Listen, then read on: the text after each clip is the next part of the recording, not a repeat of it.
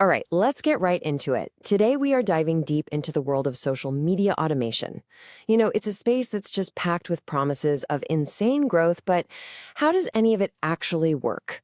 We're going to use the claims from one particular service as our case study today to really understand the tech and the strategy behind this automated grind. So let's start with a question that, probably hits home for a lot of creators and marketers out there. You're putting out what you think is great content. You're trying to engage, but your growth on social media, it just feels like it's completely stuck in first gear. Sound familiar? Yeah, if you're nodding your head right now, trust me, you are not alone. That constant feeling of pressure to be on all the time, to grow your audience on these platforms, it's a huge time-sucking challenge. And it's that exact pain point, that grind, that created the whole market for these automation tools. And that's a perfect lead-in to our first section here, the social media grind. Before we even look at the solutions these tools claim to offer, let's really nail down the problem they're trying to solve. Just think of it like being on a hamster wheel. You're out there fighting for eyeballs against millions of other people, and that means you have to be manually engaging all the time, liking, following, commenting. Trying to scale that up as one person is, well, basically impossible. It just creates this nonstop pressure to be active 24/7, because if you're not, you feel like you're falling behind. But, wherever there's a grind, innovation usually isn't too far behind. And this takes us right into how these automation tools themselves have evolved over the years. Okay, for anyone who's been around the scene for a while, this might bring back some not so fond memories. One source we looked at on Reddit drew this really sharp line between the old tools and the new ones. The old stuff, it was described as these clunky, bloated apps for your desktop. You were literally chained to your computer. If your PC shut down, so did your automation. And here you can see that evolution right side by side. The old way, over on the left, was just so restrictive. It was tied to one computer, limited by that machine's power, and honestly, often a nightmare to figure out. The new model that these sources talk about is a complete 180. It's cloud-based, so it runs on its own, 24/7. You can get to it from anywhere, and it promises to be way, way simpler to use with actual active support. So we've seen how things have changed from the outside, but how does this new generation of tools actually work? It's time to pop the hood and look inside the engine.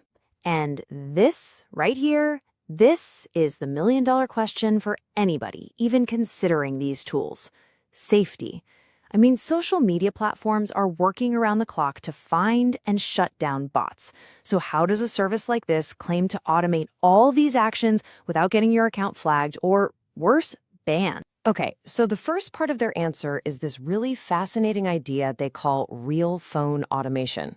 Now, here's the key thing to get. They claim the actions aren't just being sent from some random computer server. No, they're supposedly coming from a farm of real physical Android smartphones.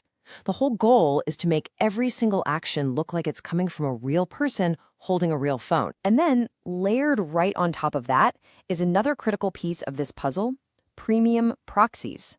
Just think of a proxy as a kind of virtual address for all your online activity. What the service says is that it gives every account its own unique 5G mobile proxy. This is all designed to make it look like every follow, every comment is coming from a totally legit mobile device in a specific country. And the safety claims don't stop there. We're talking about a whole suite of what you could call digital camouflage. Stuff like automatically solving those annoying security checks, letting users set custom delays so the actions seem more human, and even using an internal trust score to keep an eye on account health. They also say they use separate disposable accounts for the risky stuff, like data scraping, just to shield the user's main account from any of that heat. Okay, so we've got a decent handle on the technology now. But who is actually using these tools, and what are they using them for? Let's open up the automation playbook. So that Reddit source we mentioned breaks the user base down into 3 main camps. First up, you've got your influencers. They just want to put basic interactions on autopilot so they can pour all their time and energy into making great content. Then you have the marketers, who are juggling multiple client accounts and need a way to scale their outreach. And finally, you have this group the source calls growth seekers. These are the power users, the ones building and running entire networks of theme pages, usually for things like affiliate marketing. And you can see how this all connects when you look at how the service prices their packages. It really reflects these different users.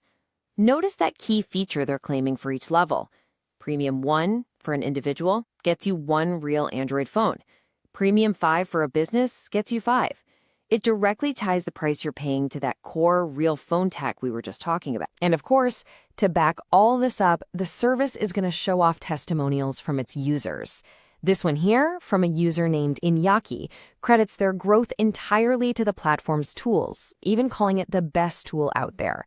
This is exactly the kind of social proof they want potential customers to see. So, how complicated is it to actually get started? Well, a user review on GitHub lays out the whole onboarding process as this super simple 4-step thing. You sign up on the site, you get your Telegram link ready for their support, you plug in your info, and then you get connected with your own personal manager to get set up. Sounds pretty straightforward. We've talked about the problem, we've looked at the tech, and we've opened the playbook. So for this last section, let's just zoom all the way out and think about the bigger picture here. When you look at all this material, it's pretty clear that tools like this are offering a systematic, scalable, tech-heavy shortcut to growth. But that efficiency definitely comes with a catch. It kind of forces us to ask some really fundamental questions about what it even means to build a presence online anymore. And that leads us right here to this final and I think crucial question. As the whole creator economy gets more and more competitive and these tools get smarter and smarter, where do we actually draw the line between strategic automation and real, genuine authenticity? Is a follow from a real phone that's just part of an automated farm really the same as a follow from a person who genuinely discovered and loved your work? That's the question to really think about.